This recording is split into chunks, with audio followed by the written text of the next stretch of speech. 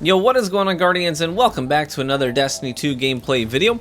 Hey, in this video, I'm going to be focusing on the new Warlock exotic helmet, the Dawn Chorus. All the gameplay that you're going to see in the background is gameplay where I have this exotic equipped. So there's lots of plays that involve burns, from the melee, from the grenade, from the super, etc. And we'll talk all about that in the video. This exotic is essentially Destiny 2's version of a D1 Sunsinger perk called Viking Funeral. And I think a lot of people are sleeping on this exotic in PvP, as it is pitched as more of a PvE exotic, but its utility in PvP cannot be overlooked. I've been having a lot of fun with this exotic in quick play this week, but I honestly think after spending a lot of time with it, both in quick play and in comp, that this will potentially be an excellent choice for Dawnblades in Trials of Osiris when it returns. Lots of folks are going to be diving back into Trials now that there is adept loot to chase. So today I'm going to unpack the strengths of the Dawn Chorus and why I think it's going to be extremely useful in that arena. But if you're going into Trials, unfortunately, DDoSers are still a menace in these arenas, so you'll need to be prepared to activate your VPN because, well, quite frankly, recoveries aren't going to go away. So people are going to be paying for recoveries, and a lot of recovery services out there utilize DDoSing to get their recoveries done quickly and have a high turnover rate and get paid faster. So that's where today's sponsor comes in, Surfshark VPN. Surfshark is a VPN that will allow you to hide your IP address from malicious people online and also add an extra layer of security outside of gaming on all of your devices like your phone, your laptop, and computer, and even your gaming console. It lets you put a sort of bouncer, if you will, at the door of your network to keep the baddies out. You can make it look from the outside like you're anywhere in the world that you want them to think you are by connecting to a server of your choice through the very simple server selection screen on the Surfshark VPN app. There are a lot of different advantages to having a VPN, including having a more secure gaming experience, safe from bots and malicious people looking to get an easy win against you. But beyond gaming, it will also allow you to access movies and shows that aren't available in your region. Lots of content is locked down to specific countries, and Surfshark lets you bypass those restrictions by setting your location accordingly.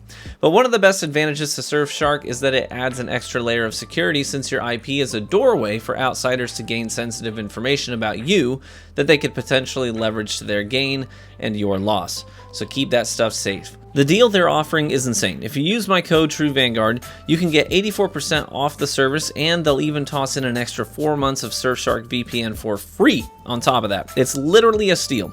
And with a 30-day money-back guarantee, there's totally nothing to lose here if you don't like it. Give it a shot, see how it changes gaming and browsing, and get back to me. Check the links in the description to get started.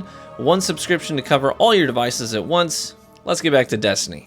Trials this season is most likely going to look pretty similar to last season in terms of strategies implemented by teams. Specifically, I think that you're going to see a whole lot of third-person peeking from opponents with swords and emotes close to popular lanes so that they can get free information right without getting punished for it.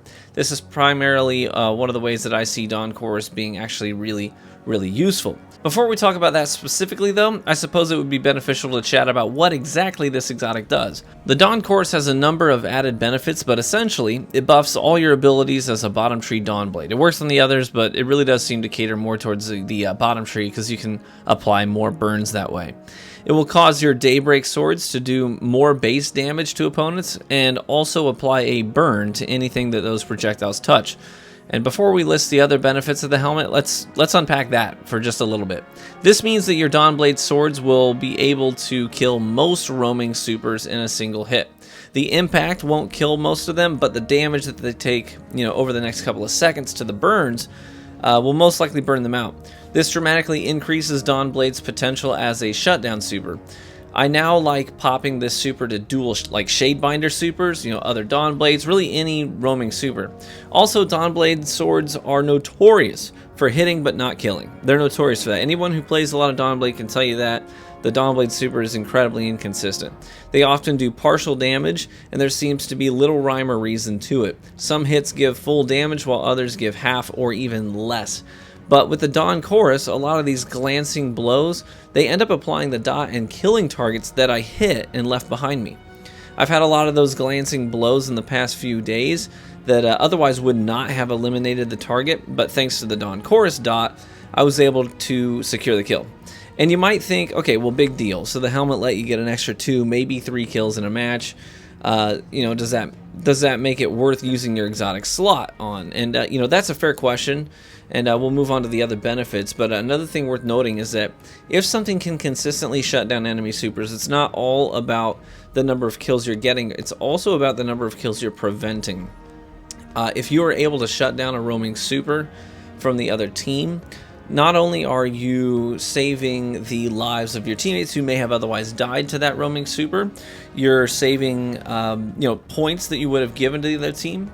You're also preventing that super from creating orbs of power for their teammates, so that you have to deal with, you know, snowballing effects. So shutting down 1 or 2 supers in a match, it's more than just 1 to 2 kills. It's also about all the kills you prevented and about the super energy that you delayed for the other team. It's very, very important. But also, let's get on to the other benefits of the exotic. So Dawn Chorus also buffs all your burns that you apply with your melee and grenade abilities as well. So your burn will now last longer, resulting in ultimately more damage to your targets, and each burn tick will restore some melee energy to you as well. I like to couple solar grenades with Thorn for even more damage over time. There's actually a lot of different ways you can play. In the gameplay you're going to see as well, I do like to play a really aggressive SMG approach with these, as well as using the new wave launcher with the Season of the Hunt. There's a new grenade launcher that shoots a wave of void energy instead of solar, like we got with the Martyr's Retribution, which you've seen recently on my channel.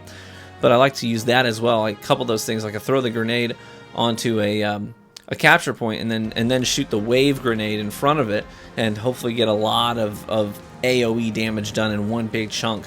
So it leaves the whole enemy team pretty weak and susceptible to follow-up damage, which is really freaking cool.